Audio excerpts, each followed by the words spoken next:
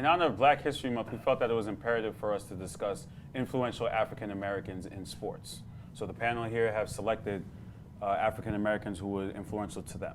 Greg, who's yours? My influential African American is Jackie Robinson. For obvious reasons, for those of you that follow the show, avid baseball player, been playing my whole life. Without his contributions and what he endured on the pro level, as far as the racist remarks, the dirty plays, spikes up and all that stuff. Without him enduring that and going through that, I wouldn't be in a position to enjoy the game that I love today, and for that I thank him. Kenny? My person is Serena Williams. I believe she's a great champion. The fact that she learned French to thank the French fans after she wins. She has over 30 Grand Slams, her and her sister, including the doubles that they won together. I just think they're great role models for young African American girls to look up to really inspire to not only be great champions in whatever sport they may want to play, but also diversify themselves as far as being in fashion and being in business and stuff like that. I think she's a great person. Anthony? My person was Burl Toller, who was a linebacker of the University of San Francisco Dons, also the very first Black player to ever get drafted in the NFL.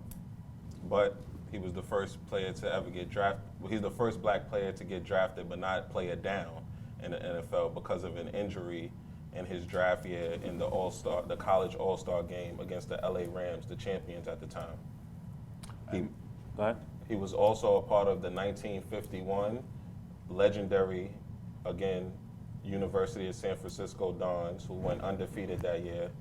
They also denied the invitation to play in the Orange Bowl because the Orange Bowl wanted them to play without their two Black players, which they didn't want to do.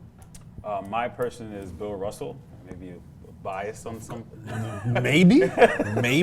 Bill Russell. There's no but maybe. besides that fact that he was the greatest Celtic of all time, I felt that I did some reading and some research about what he went through. Now, there was a time period where Bill Russell really didn't acknowledge the Boston fans. He didn't sign autographs. He didn't take pictures with them, and a lot of people in Boston didn't like that. But the reasons for that was because his house was being broken into, his memorabilia was being stolen.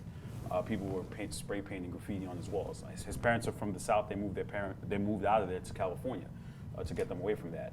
Bill Russell was also marching with Martin Luther King. He did a lot of those. He also was with Ali during those times doing those things.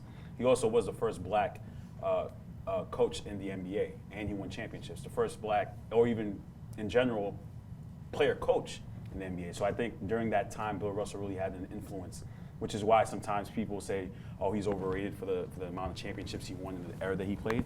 I think to Bill Russell's credit, there's more to that than just the championships. He lived in a tough era, and he was able to get through that too. And playing in Boston was really tough for him at that time. So for me, it's Bill Russell. All right, well, that'll do it for the Sports Hit List. Thanks for watching.